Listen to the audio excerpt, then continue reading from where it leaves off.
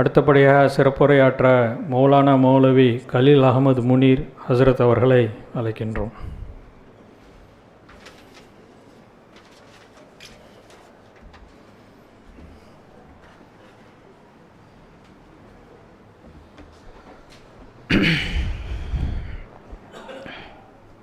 பிஸ்மில்லாஹிர் ரஹ்மானிர் ரஹீம். அஸ்ஸலாமு அலைக்கும் வரஹ்மத்துல்லாஹி தஆலா வபரகாத்துஹு.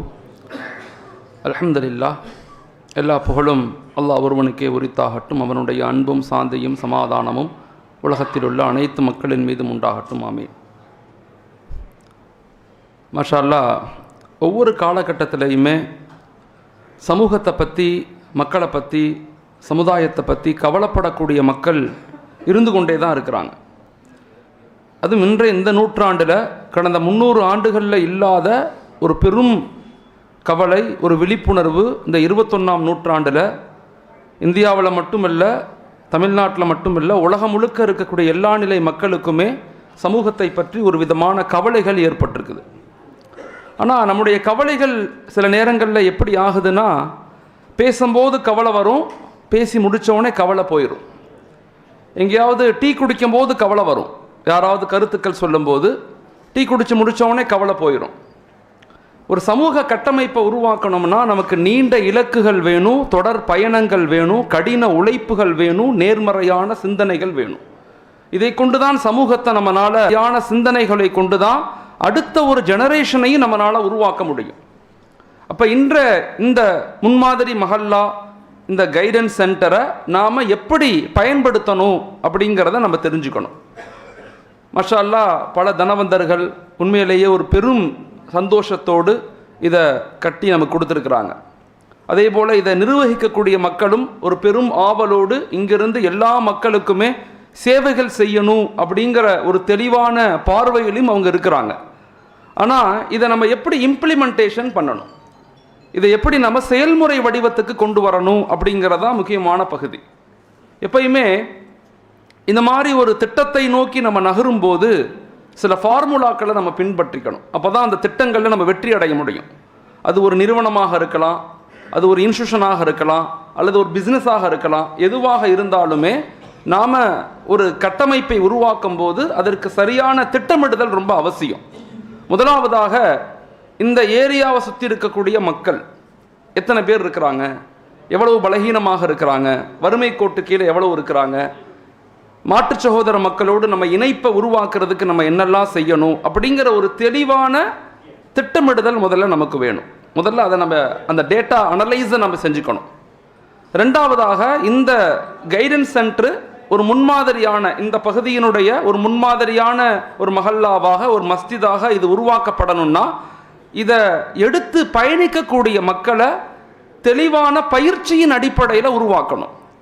இந்த வேலையை நம்ம ஏன் செய்யணும், நம்முடைய சமூகத்தினுடைய இன்றைய நிலை என்ன, இதிலிருந்து மக்களை எப்படி பாதுகாக்க போகிறோம், வாலிபர்களை, பெண்களை, பிஸ்னஸ்மேனை, கல்வியாளர்களை எல்லாத்துக்கும் ஒரு ஒழுக்கமான வாழ்வியலை, ஒரு அடிப்படையான ஈமான, ஒரு ஆளுமையான கல்வியை, சமூக பொறுப்புள்ள இளம் சமூகத்தை எப்படி கட்டமைக்க போகிறோங்கிற ஒரு தெளிவான பயிற்சிகள் கொடுக்கப்படணும். ஹஸரத் ரசூலுல்லாஹி ஸல்லல்லாஹு அலைஹி வஸல்லம் அவங்க மக்காவிலிருந்து மதீனாவுக்கு வரும்போது ஒரு 70க்கும் 100க்கும் குறைவான சஹாபாக்கள் தான் வந்தாங்க. ஆனால் அது பத்ரில் 313 சஹாபாக்களாக டெவலப் ஆனுச்சு. அது உஹதில் 900 சஹாபாக்கள், ஹந்தக்கில் 3000 சஹாபாக்கள், ஃபத்ஹ் மக்கால 10,000 சஹாபாக்கள். இந்த கிராஜுவல் டெவலப்மெண்ட் முக்கியமானது. இப்போ நாம் ஒரு இலக்கை நோக்கி பயணிக்கணும்னா நம்ம கூட யார் இருக்கிறாங்க அப்படின்னு ஒரு சரிசமமான ஒரு குழு உருவாக்கப்படணும். அதில் உலமாக்கள் இருக்கணும், ப்ரொஃபஷனல் இருக்கணும், பிஸ்னஸ்மேன் இருக்கணும், கல்வியாளர்கள் இருக்கணும். எல்லாரையும் இணைத்து இந்த மஹல்லாவை சுற்றி உள்ள ஏழை எளிய மக்கள், படிக்கக்கூடிய மாணவர்கள், வாலிபர்கள், குழந்தைகள், பிஸ்னஸ்மேன் எல்லாத்தையும் நாம் எப்படி ஒரு இலக்குகளோடு பயணிக்க செய்யணுங்கிற ஒரு திட்டமிடுதல் அந்த டீமுக்கு பயிற்சிகளாக கொடுக்கப்படணும். இது ரெண்டாவது நம்முடைய பொறுப்பு. ஒன்று அனலிட்டிக்கல், இந்த சுற்றி உள்ள இடங்களை அனலைஸ் பண்ணணும். ரெண்டாவது ஒரு டீம் உருவாக்கப்படணும். அந்த குழு முழுமையாக இந்த கான்செப்டை விட்டு எங்கும் போகலை. ஆனால் உலகம் முழுக்க அவங்களுடைய சிந்தனை போனதுக்குன்னா பயிற்சியும் முயற்சியும் தான். அதை திரும்ப திரும்ப நம்ம செய்யணும். மாற்றம் என்பது உடனே நிகழாது. இன்னைக்கு பேசி எதையும் நாளைக்கு மாற்றிட முடியாது. ஒரு வருஷத்துல எதையும் உருவாக்கிட முடியாது. ஆனா மாற்றம் நிகழணும்னா, ஒரு வளர்ச்சி உருவாகணும்னா குறைஞ்சது 10 வருஷம் ஆகும், அதிகபட்சம் 33 வருஷம் ஆகும். அது அலைனல் ஹிசாப். அல்லாஹ் மிக அற்புதமா குர்ஆன்ல சொல்லுவான், உங்களுடைய வேலை மக்களுக்கு எத்தி வைக்கிறது. நம்மனால எதையும் சாதிக்க முடியாது, நம்மனால எதையும் அச்சீவ் பண்ண முடியாது, நம்மனால எதையும் மாற்றலாம் முடியாது. ஆனா 2 தடவை 3 தடவை 100 தடவை 1000 தடவை ஃபதக்கிர் ஃபஇன்ன ذிக்ரா தன்ஃபஉல் முஃமினீன், மனிதர்கள் நலவுகளை அடையும் வரை சொல்லிக்கொண்டே இருக்கணும். அப்ப மக்கள் இருக்கணும். கடந்த 300 ஆண்டுகளாக இஸ்லாமிய சமூகம் பின்தங்கி போனதனுடைய காரணம் என்ன?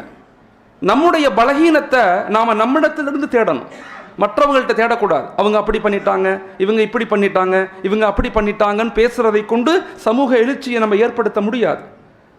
பலகீனத்துக்கான காரணம் நம்மிடத்திலிருந்து தான் நம்ம தேடணும். அப்படி தேடும் போது ஆய்வுகள் 2 காரணங்களை சொல்லுது. சமுதாயத்தினுடைய பலகீனத்துக்கான காரணங்கள் 2 சொல்லப்படுது. ஒன்று வாழ்க்கை முறை, அந்த ரூஹானியத் இல்லாத வாழ்வியல் முறை. இமாம்கள் சொல்லுவாங்க, ஹபர் பேஜ் கலாம் என்பது 2ஆ பிரிப்பாங்க. அந்த ரூஹானியத் குறைஞ்சு போச்சு. 2வது நம்முடைய பலகீனத்துக்கான காரணம் என்னன்னா, நம்ம சமநிலை இல்லாத மக்களாக இருக்கிறோம். நம்மள்ட்ட சமநிலை குறைஞ்சிக்கிட்டே இருக்குது. ரொம்ப ஆழமா இதை நம்ம யோசிக்கணும். இது போன்ற கைடன்ஸ் சென்டர் உருவாக்கி கட்டமைக்கக்கூடியவங்க சமநிலையான வளர்ச்சியை உருவாக்கணும். ஆன்மீகத்துக்குள்ள ஆழமாக நம்ம போகணும். மார்க்கம் என்பது எப்பயுமே ஒரு மரத்தை போல, ஷரியத் என்பது ஒரு மரத்தை போல. இங்க வேறு வலுவாக இருந்தாதான் தண்டு வலுவாக இருக்கும், வேறு வலுவாக இருந்தாதான் கிளைகள் வலுவாக இருக்கும், வேறு வலுவாக இருந்தாதான் அதிலிருந்து வரக்கூடிய பழங்களும். ஆன்மீக தொடர்பு ரொம்ப இம்பார்ட்டன்ட். 3வது சமூகத்து உரிமைகளை அடையக்கூடிய நம்முடைய கலாச்சாரங்கள். எல்லாரும் மனிதர்கள், அதற்கு பிறகுதான் எல்லாமே இந்த குழுக்கு கொடுக்கப்படணும். இல்ல, நம்மள்ட்ட சரியான ஆய்வுகள் இல்லைன்னா அடுத்த ஒரு தலைமுறையை உருவாக்க முடியாது. நம்முடைய தலைமுறைகள் இன்னைக்கு எப்படி இருக்கிறாங்கன்னா 4 விதமான ப்ராப்ளத்துக்குள்ள இருக்கிறாங்க. அவங்கள மீட்டெடுக்க வேண்டிய பொறுப்பு நமக்கு இருக்கு. முதல் ப்ராப்ளம் என்னன்னா கல்ச்சரல் டிக்ளைன், கலாச்சார சீர்கேடு. அவங்க பார்க்குற படங்கள், நாடகங்கள், நெட்ஃப்ளிக்ஸ், பிரேம், சோசியல் மீடியா, இதுதான் டேட்டாவை 3 ட்ரில்லியன் டேட்டாவை அப்டேட் பண்ணியிருக்கான்னு சொல்றான்.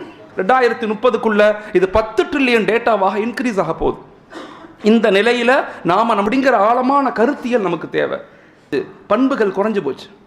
இன்னைக்கு அறிவு அதிகமாயிருச்சு. பணிவுள்ள உள்ளம், பணிவுள்ள உள்ளம், பண்புள்ள உள்ளம், பண்புள்ள உள்ளமே அன்புள்ள உள்ளம், அன்புள்ள உள்ளமே அல்லாஹ் இறைவன் இருக்கிற உள்ள. 3வது நம்முடைய குழந்தைகள் எதிர்கொள்ள மனநோயுள்ள சமூகமாக பார்த்து அடிமைகளாக, பயந்த அடிமைகளாக மாறுறோம். நம்ம எல்லாத்தையும் ஒன்றிணைக்கும்